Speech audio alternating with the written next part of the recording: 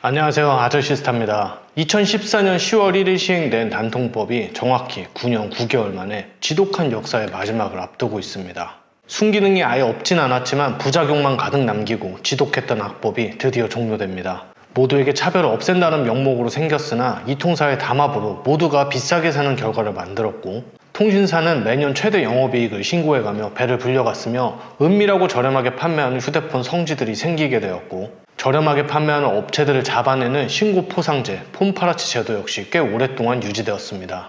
저렴하게 살 수 있는 방법을 지독하게 제한하고 관리 감독하면서 소비자의 구매 난이도는 점점 올라갔고, 성지인 척 은밀하게 판매하는 듯 하면서 장기 할부나 제휴카드 등으로 돌려 팔면서 불법 보조금을 지급하지 않는 가짜 성지가 판을 쳤습니다. 당연하게도 전체적인 폰 판매량은 죽어갔고, 이전처럼 폰테크 같은 건 꿈도 꿀 수 없게 되면서 한 번 폰을 사면 오래 쓸 수밖에 없는 시스템이 생겨났고, 이는 자연스럽게 통신사에게는 유리해지고 소비자와 제조사에겐 악재가 되었습니다.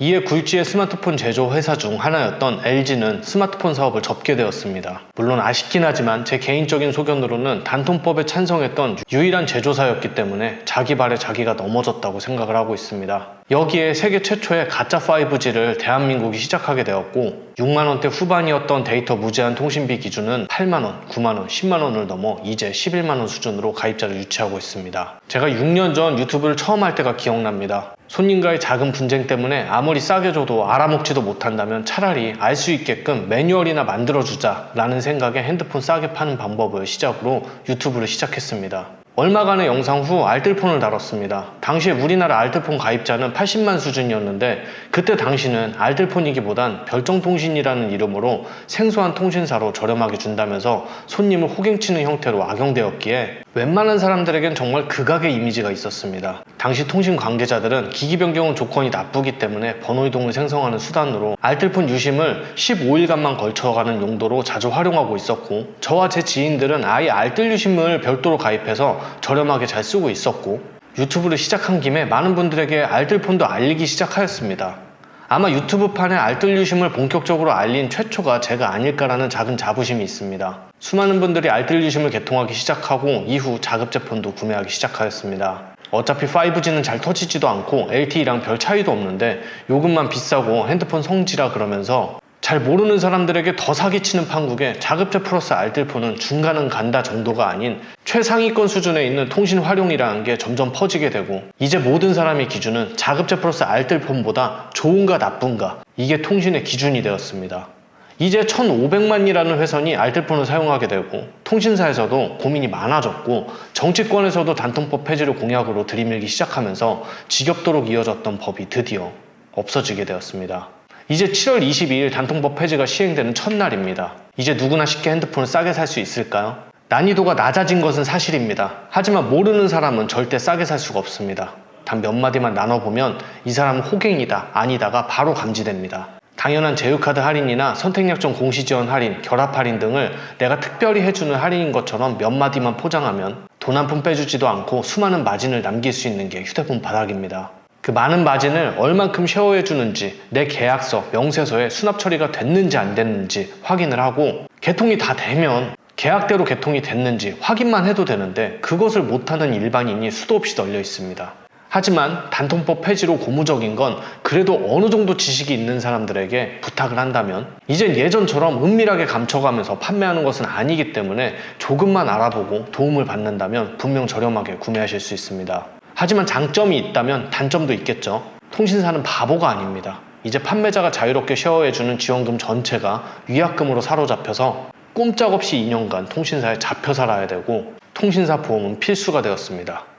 단통법 폐지가 완벽한 노예제도로 변모하게 되었습니다. 현재 알뜰폰을 잘 활용하면서 쓰시는 분들은 이 통사를 3에서 6개월 잠깐 타면서 폰도 싸게 사고 알뜰폰으로 회귀하고 이런 루트를 잘 탔었는데, 이게 굉장히 어려워지게 되면서 앞으로 지켜봐야 되겠지만 자급제 플러스 알뜰폰 이 통사 가입으로 완벽하게 나눠질 듯 보입니다. 이제 나 하나 말고 가족 전체의 큰 그림을 무조건 그려야 합니다. 우리 가족이 한 번에 핸드폰을 바꿔가면서 완벽하게 결합도 하면서 쓰셔야 합니다. 저 개인적으로는 단통법 폐지에 당장 효과를 볼 통신사 상품은 LG 플러스 투게더 결합이지 않을까 생각하고 있습니다.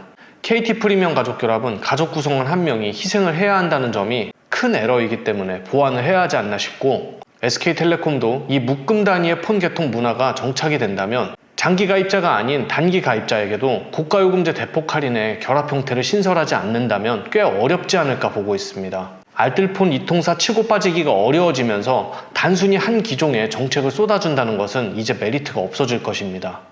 물론 방법은 생길 수도 있습니다. 제가 판단했을 때 가장 가능성이 높은 건 페이백의 부활입니다.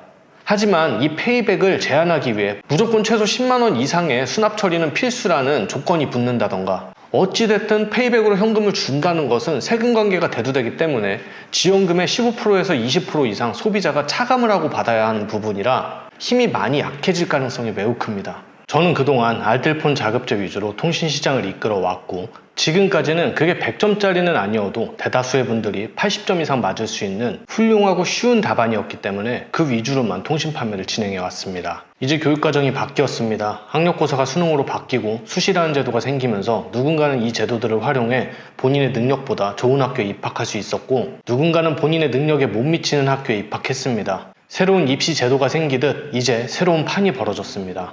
저는 이제 처음이라고 생각하고 다시 공부할 예정입니다. 그리고 다시 가르쳐 드리겠습니다. 또한 이 안에서 다양한 정답을 찾아보겠습니다. 거기에 각자에 맞는 답안 역시 최선을 다해 찾아보겠습니다. 어찌됐든 단통법 폐지라는 이 하나로 법으로 가로막혀 만나지 못했던 여러분들을 만나게 될 수 있다는 좋은 계기 하나가 생겼습니다. 이제부터 아저씨 스타가 칼춤을 펼치는 날이 왔으니 같이 놀아봅시다. 이상입니다.